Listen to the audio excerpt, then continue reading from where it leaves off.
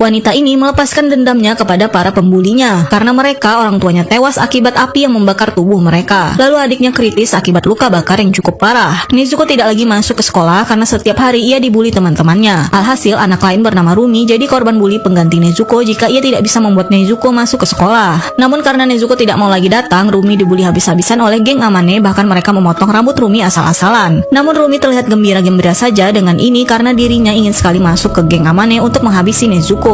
Hari ketika kematian orang tuanya, Nezuko sebenarnya sedang berkencan dengan anak di kelasnya bernama Tanjiro. Ketika ia pulang malamnya, ia tidak sengaja bertemu dengan pembulinya yang terlihat ketakutan ketika melihat dirinya. Benar saja, rumah Nezuko sudah terbakar habis sementara keluarganya masih ada di dalam sana. Dengan gagah berani, Tanjiro berlari masuk ke dalam mencoba melihat keadaan keluarga Nezuko. Tapi ketika ia keluar, sayangnya hanya adik Nezuko lah yang bisa diselamatkan, walau ia mengalami kritis. Kini Nezuko harus tinggal bersama kakeknya. Kakeknya berkata adiknya bisa selamat berkat pengorbanan ayahnya yang melindunginya. Amane, si ketua geng yang tidak hadir ketika teman-temannya menghabisi keluarga Nezuko, kaget mendengar berita dari ibunya bahwa kedua orang tua Nezuko tewas karena kebakaran itu. Di sekolah, teman-teman Amane terlihat panik takut perbuatan mereka ketahuan, terutama Miki dan Mika yang sampai membuat mereka menangis. Di kelas, Rumi menemui Amane dan berkata sayang sekali dirinya kemarin tidak ikut padahal ada kejadian yang menarik. Namun karena Amane risih dengan Rumi, ia menusuk tangan Rumi dengan sebuah pena. Di balik kepribadian Amane yang dingin, ternyata di rumah ia tidak bisa berpendapat apapun karena ayahnya yang mengatur masa depan Amane. Padahal Amane sangat ingin masuk ke sekolah kecantikan, namun ayahnya menolak. Sedangkan Rumi diam-diam ternyata terobsesi dengan Amane karena banyak sekali gambar-gambar dirinya yang Rumi buat. Esoknya sekolah dikejutkan kedatangan Nezuko yang tiba-tiba setelah sebelumnya ia menolak masuk ke sekolah. Tapi sayang karena traumanya, Nezuko kehilangan suaranya. Ketika jam istirahat, ia menemui teman-teman Amane meminta mereka untuk bertemu sepulang sekolah. Mereka pergi ke sebuah lubang tempat Nezuko biasanya dibully. Di sana mereka semua mencoba menjolak Nezuko masuk ke dalam. Salah satu pembuli sudah menyiapkan benda tajam untuk menghabisi Nezuko agar mereka bisa aman. Tapi mereka tidak tahu bahwa diam-diam Nezuko mengambil sebuah paku dan ketika saatnya ia menusukkan paku itu ke mata si pembuli ini. Teman-temannya yang lain ketakutan melihat mata teman mereka yang nyaris keluar. Kemudian Nezuko menyiapkan benda lain dan ketika perempuan ini berbalik, Nezuko memukul kepalanya. Ketika anak ini terjatuh, Nezuko mencoba memukulnya tanpa henti sampai membuatnya tak bernyawa. Selanjutnya Nezuko mencoba mendekat kepada dua yang lain dan ia memotong jari-jari perempuan itu. Sedangkan salah satunya dilukai kakinya karena ia mencoba kabur dan membuat perempuan itu terjatuh dan menewaskannya. Kemudian tersisa satu orang ini dan Nezuko menghabisinya. Esoknya teman-teman perempuan ini mendapatkan kabar bahwa anak-anak itu tidak pulang ke rumah semalaman. Kemudian mereka mulai ketakutan ketika melihat ada mobil polisi di sekolah mereka. Apakah perbuatan mereka akan terungkap? Saksikan di part selanjutnya.